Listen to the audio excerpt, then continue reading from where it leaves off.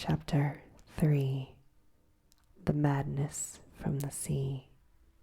If heaven ever wishes to grant me a boon, it will be a total effacing of the results of a mere chance which fixed my eye on a certain stray piece of shelf paper. It was nothing on which I would naturally have stumbled in the course of my daily round, for it was an old number of an Australian journal, the Sydney Bulletin for April 18th, 1925. It had escaped even the cutting bureau, which had at the time of its issuance been avidly collecting material for my uncle's research. I had largely given over my inquiries into what Professor Engel called the Cthulhu cult, and I was visiting a learned friend in Paterson, New Jersey. He was the curator of a local museum and a mineralogist of note. Examining one day the reserve specimens roughly set on the storage shelves in a rear room of the museum, my eye was caught by an odd picture in one of the old papers spread beneath the stones. It was the Sydney Bulletin I had mentioned, for my old friend has wide affiliations in all conceivable foreign parts, and the picture was a half-tone cut of a hideous stone image, almost identical with that which Legras had found in the swamp. Eagerly clearing the sheet of its precious contents, I scanned the item in detail. I was disappointed to find it of only moderate length. What it suggested, however, was a portentous significance in my flagging quest. I carefully tore it out for immediate action. It read as follows: Mystery derelict found at sea. Vigilant arrives with helpless armed New Zealand yacht in tow. One survivor and a dead man found aboard. Tale of desperate battle. Deaths at sea. Rescued seaman refuses. Particulars of strange experience. Odd idol found in his possession. Inquiry to follow. The Morrison Company's freighter, the Vigilant, bound from Valparaiso, arrived this morning at its wharf in Darling Harbor, having in tow the battled and disabled but heavily armed steam yacht Alert of Dunedin, New Zealand. It was sighted April 12th in south latitude 34 degrees, 21 west, longitude 152 degrees, 17, with one living and one dead man aboard. The freighter left on March 25th, and on April 2nd was driven considerably south of her course by exceptionally heavy storms and monstrous waves. On April 12th, the derelict was sighted, and though apparently deserted, was found upon boarding to contain one survivor in a half-delirious condition, and one man who had evidently been dead for more than a week. The living man was clutching a horrible stone idol of unknown origin. It was about 1 foot in height, regarding whose nature authorities at Sydney University, the Royal Society, and the museum in College Street all profess complete bafflement, and which the survivor says he found in the cabin of the yacht in a small carved shrine of common pattern. This man, after recovering his senses, told an exceedingly strange story of piracy and slaughter. He is Gustav Johansen, a Norwegian of some intelligence, and had been second mate of the two-masted schooner Emma of Auckland, which set sail February 20th with a complement of 11 men. The Emma, he says, was delayed and thrown widely south of her course by the great storm of March 1st. On March 22nd, the Emma encountered the Alert, manned by a strange and evil-looking crew. Being ordered peremptorily to turn back, Captain Collins refused, whereupon the strange crew began to fire savagely and without warning upon the schooner. It was a heavy battery of brass cannon forming part of the yacht's equipment. The Emma's men put up a great fight, says the survivor, and though the schooner began to sink from shots beneath the waterline, they managed to heave alongside their enemy and board her, grappling with the savage crew on the yacht's deck. Forced to kill them all, the number being slightly superior because of their particularly abhorrent and desperate, though rather clumsy mode of fighting. 3 of the Emma's men, including Captain Collins and First Mate Green, were killed. The remaining 8, under the second mate Johansen, proceeded to navigate the captured yacht. They went ahead in their original direction to see if any reason for their ordering had been existed. The next day, it appears, they raised and landed on a small island, although none is known to exist in that part of the ocean. 6 of the men somehow died ashore, although Johansen is strangely reticent about this part of the story. He speaks only of their falling into a rock chasm. Later, it seems, he and one companion boarded the yacht and tried to manage her, but they were beaten about by the storm of April 2nd. From that time until his rescue on the 12th, the man remembers little, and he does not even recall when William Bryden, his companion, died. Bryden's death reveals no apparent cause.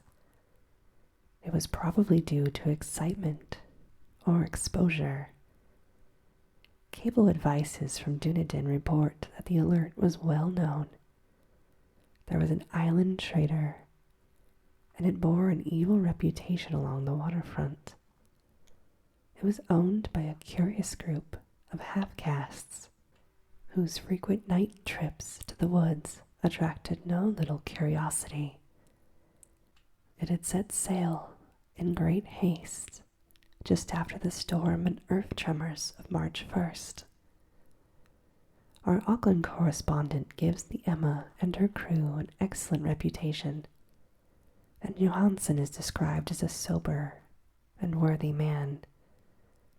The Admiralty will institute an inquiry on the whole matter beginning tomorrow, at which every effort will be made to induce Johansen to speak more freely than he has done hitherto. This was all that was written, put together with the picture of a hellish image. But what a train of ideas it started in my mind. Here were new treasuries of data on the Cthulhu cult, and the evidence that it had strange interests at sea, as well as on land. What motive prompted the hybrid crew to order back the Emma? Why did they sail about with their hideous idol? What was the unknown island on which 6 of Emma's crew had died? And why was Johansen so secretive? What had the Vice Admiralty investigation brought out? And what was known of the noxious cult in Dunedin? Most marvelous of all, what deep and more natural linkage of dates was this, which gave a malign and now undeniable significance to the various turns of events so carefully noted by my uncle. March 1st, or February 28th according to the international date line, the earthquake and storm had come.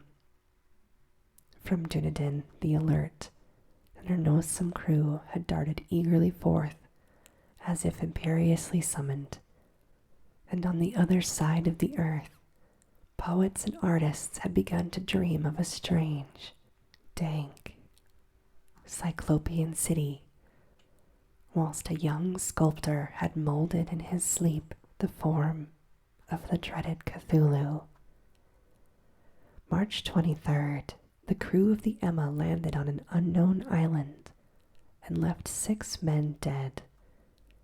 And on that date, the dreams of sensitive men assumed a heightened vividness. They darkened with the dread of a giant monster's malign pursuit. An architect had gone mad, and a sculptor had lapsed suddenly into delirium. And what of this storm on April 2nd, the date on which all of the dreams of the dank city ceased? Wilcox emerged unharmed from the bondage of the strange fever on this day. What of all of this, and of those hints of old Castro about the sunken, star-born old ones, and their coming reign, their faithful cult, and their mastery of dreams?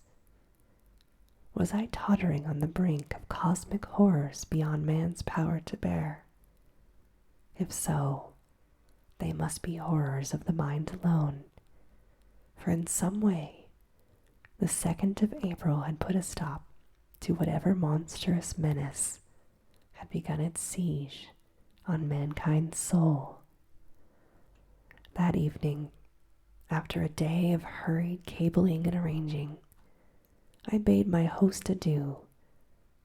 I took a train for San Francisco. In less than a month, I was in Dunedin, where, however, I found that little was known of the strange cult members who had lingered in the old sea taverns. Waterfront scum was far too common for special mention. There was vague talk about one inland trip these mongrels had made, during which faint drumming and a red flame were noted on the distant hills. In Auckland, I learned that Johansson had returned with yellow hair turned white after a perfunctory and inconclusive questioning at Sydney. He had thereafter sold his cottage in West Street and sailed with his wife to his old home in Oslo. Of this stirring experience, he would tell his friends no more than he had told the officials, and all they could do was give me his Oslo address. After that, I went to Sydney and talked with seamen and members of the Vice Admiralty Court. I saw the Alert, now sold and in commercial use, at Circular Quay in Sydney Cove, but I gained nothing from its non-committal bulk. The crouching image with its little cuttlefish head, dragon body, scaly wings, hieroglyphed pedestal, all well preserved in the museum at Hyde Park. I studied it long and well, finding it a thing of balefully exquisite workmanship, and with the same utter mystery, terrible antiquity, and unearthly strangeness of material which I had noted in Legras's smaller specimen. Geologists, the curator told me, had found it a monstrous puzzle, for they vowed that the world held no rock like it. Then I thought with a shudder of what old Castro had told Legras about the primal great ones. They had come from the stars, and had brought their images with them. Shaken with such a mental revolution as I had never before known, I now resolved to visit Mate Johansen in Oslo. Sailing for London, I re-embarked at once for the Norwegian capital, and one autumn day I landed at the trim wharfs in the shadow of the Edgeburg. Johansen's address, I discovered, lay in the old town of King Harold, which kept alive the name of Oslo during all the centuries, of which the greater city masqueraded as Christiania. I made the brief trip by taxicab, and I knocked with palpitant heart at the door of a neat and ancient building with a plastered front. A sad-faced woman in black answered my summons, and I was stung with disappointment when she told me, in halting English, that Gustav Johansen was no more. He had not survived his return, said his wife. The doings at sea in 1925 had broken him. He had told her no more than he had told the public, but he had left a long manuscript of technical matters, as he said, written in English, evidently in order to safeguard his wife from the perils within. During a walk through a narrow lane in the Gothenburg dock, a bundle of papers falling from an attic window had knocked him down. Two Lascar sailors at once helped him to his feet, but before the ambulance could reach him, he was dead. Physicians found no adequate cause for the end, and they laid it to heart trouble and a weakened constitution from the trip at sea. I now felt gnawing at my vitals that dark terror which will never leave me until I too am at rest, that this man died accidentally. Persuading the widow that my connection with her husband's technical matters was sufficient to entitle me to his manuscript, I bore the document away and began to read it on the London boat.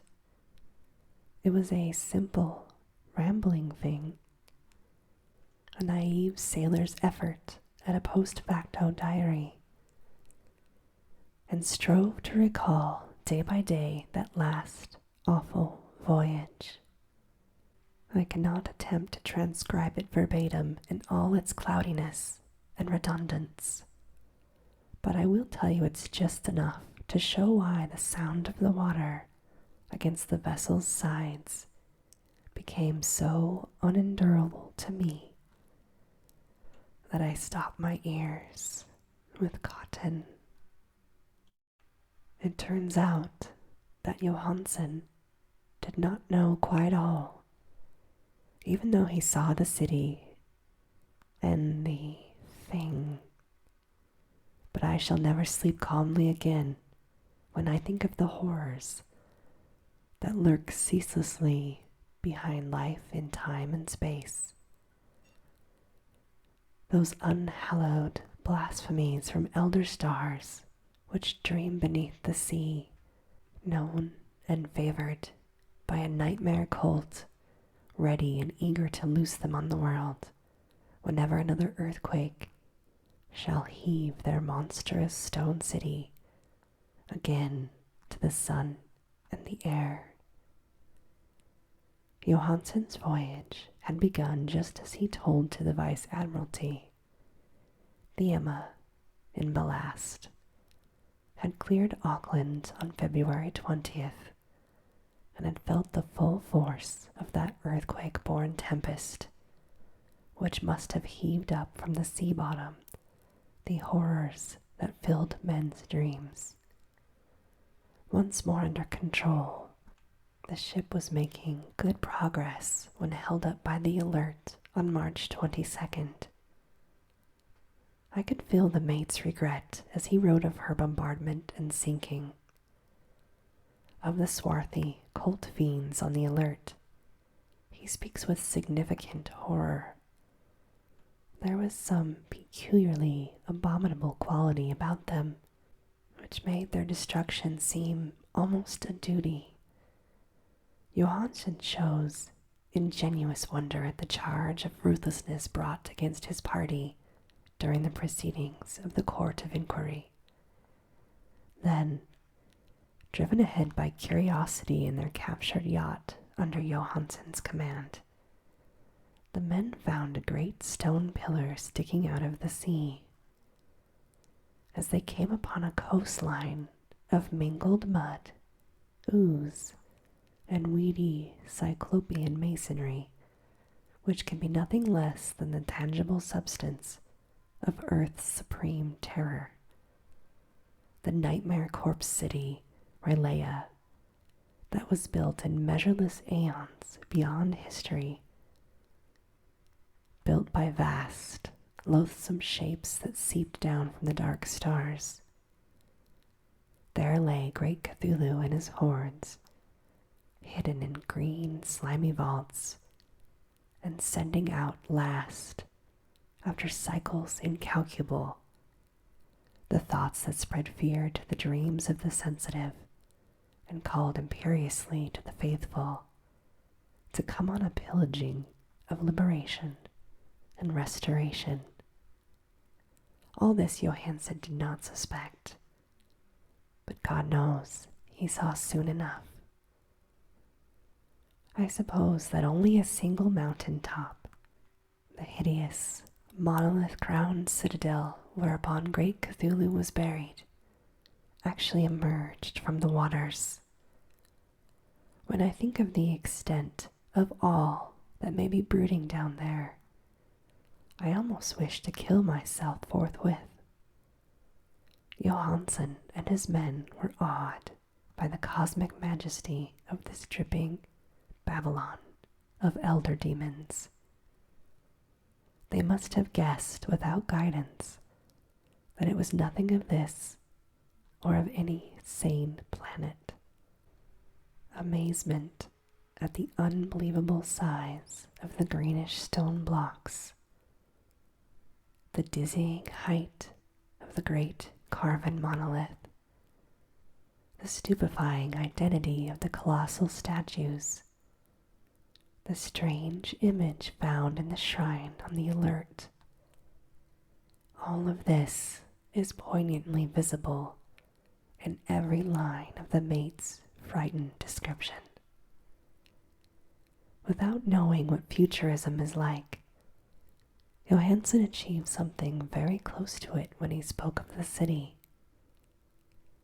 Instead of describing any definite structure or building, he dwells only on broad impressions of vast angles, stone surfaces too great to belong to anything right or proper for this earth. Horrible images, hieroglyphs. I mention his talk about angles because it suggests something Wilcox had told me of his awful dreams. He had said that the geometry of the dream place he saw was abnormal, loathsomely redolent of spheres, dimensions, very apart from ours. Now, an unlettered seaman felt the same thing whilst gazing at the terrible reality. Johansen and his men landed at a sloping mud bank on this monstrous acropolis. They clambered, slippery up over titan, oozy blocks, which could have been no mortal staircase. The very sun of heaven seemed distorted when viewed through the polarizing miasma welling out from the sea-soaked perversion. Twisted menace, suspense lurked leeringly in those crazily elusive angles of carven rock. A second glance showed concavity after the first showed convexivity. Something very like fright had come over all of the explorers before anything more definite than rock and ooze and weed was seen.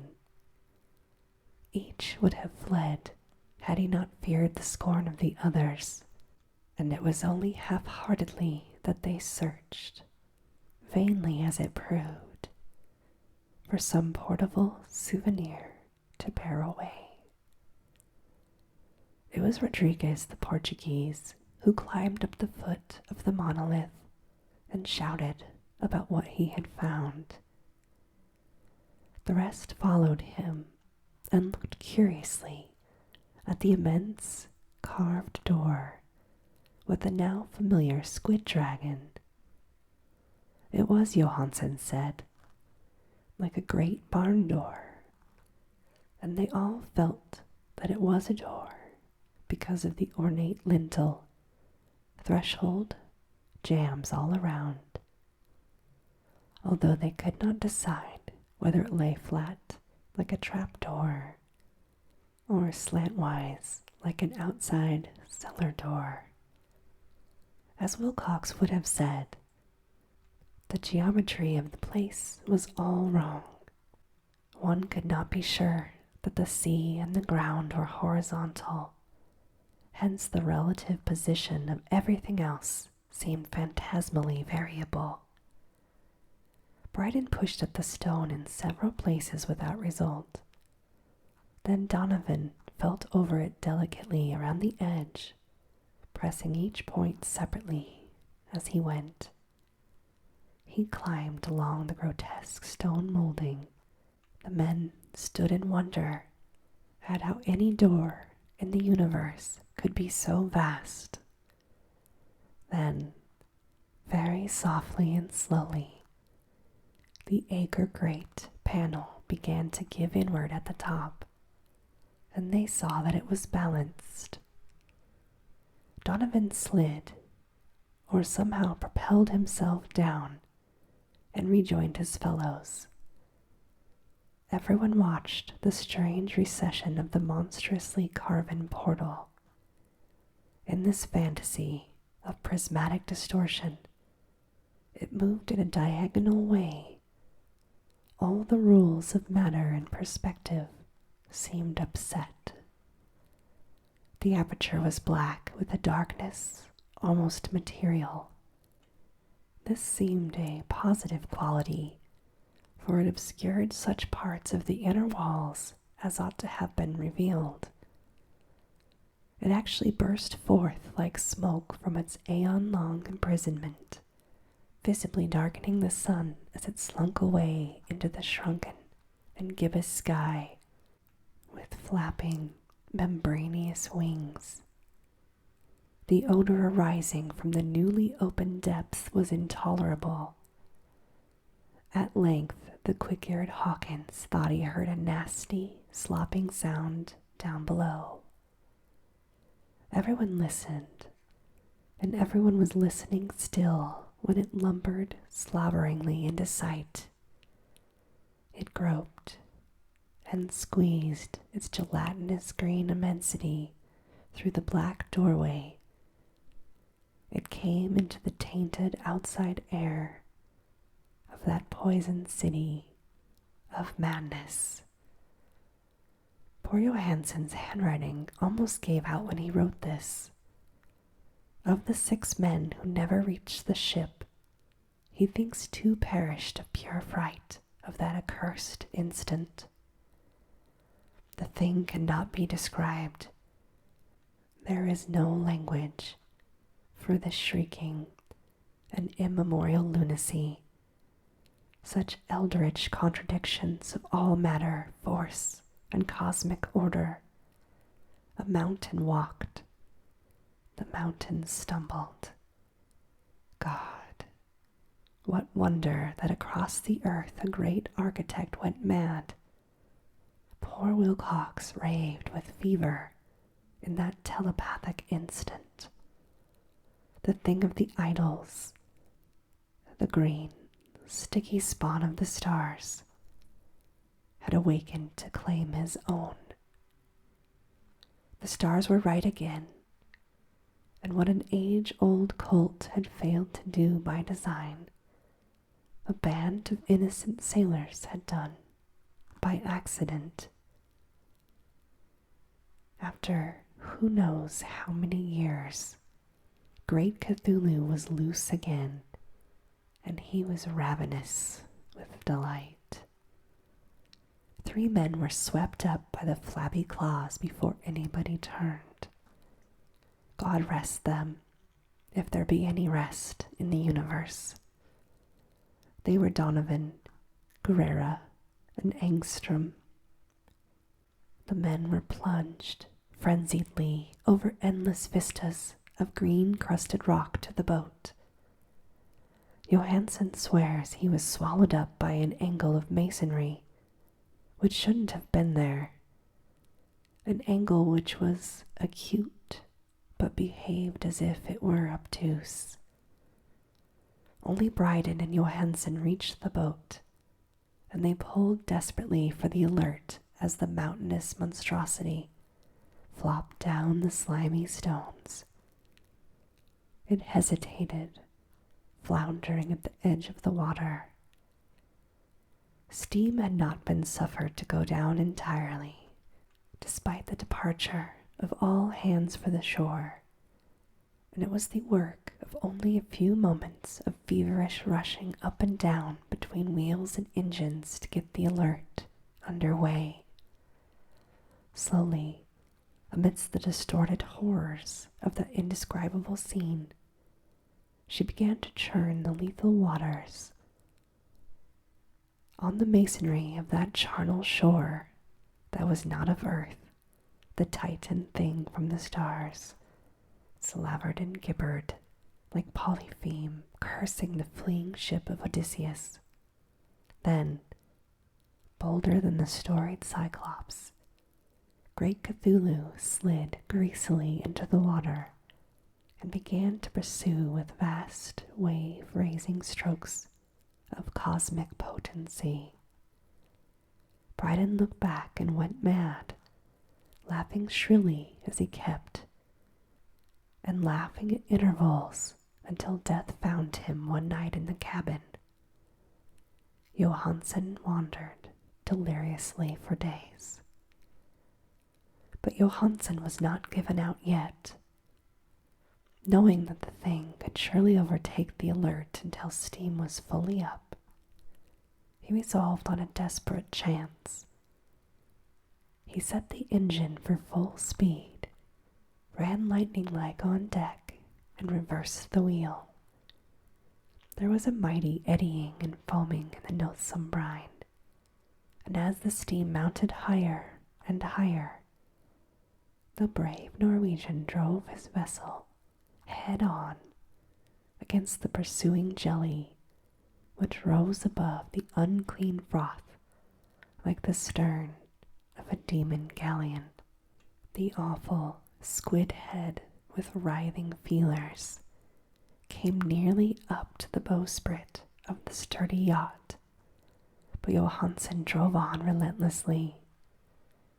There was a bursting as of an exploding bladder, a slushy nastiness as of a cloven sunfish, a stench as of 1,000 opened graves, and a sound that the chronicler would not put to paper.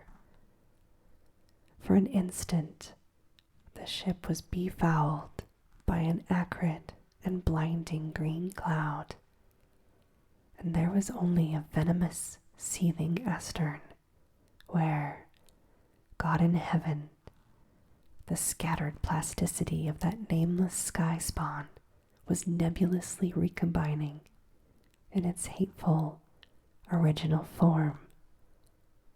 Its distance widened every second as the Alert hurried away. And that was all.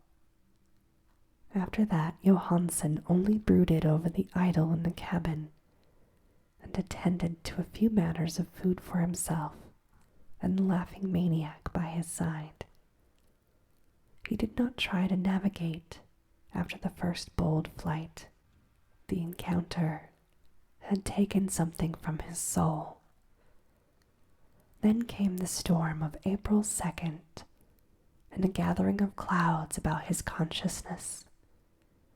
There is a sense of spectral whirling through liquid gulfs of infinity, of dizzying rides through reeling universes on a comet's tail, and of hysterical plunges from the pit to the moon, and from the moon back again to the pit, all livened by a cacophoning chorus of the distorted, hilarious elder gods and the green, bat-winged, mocking imps of Tartarus.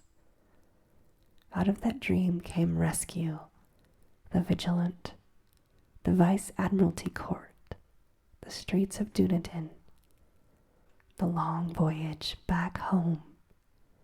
He could not tell. They would think him mad. He would write of what he knew before death came, but his wife must not guess. Death would be a boon, if only it would blot out his memories. This was the document that I read, and now I have placed it in the tin box beside the sculpture and the papers of Professor Engel. With it shall go this record of mine, this test of my own sanity, wherein is pieced together that which I hope may never be pieced together again.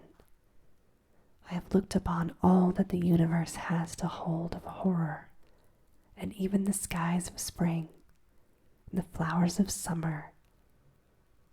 Everything may afterward poison me, but I do not think my life will be long. As my uncle went, as poor Johansen went, so shall I go. I know too much, and the cult still lives. Cthulhu still lives too, I suppose, again in that chasm of stone which has shielded him since the sun was young. His accursed city is sunken once more, for the Vigilant sailed over the spot after the April storm. But his ministers on earth still bellow and prance and slay around idle-capped monoliths, lonely places. He must have been trapped by the sinking, whilst within his black abyss, or else the world would by now be screaming with fright and frenzy. But who knows the end?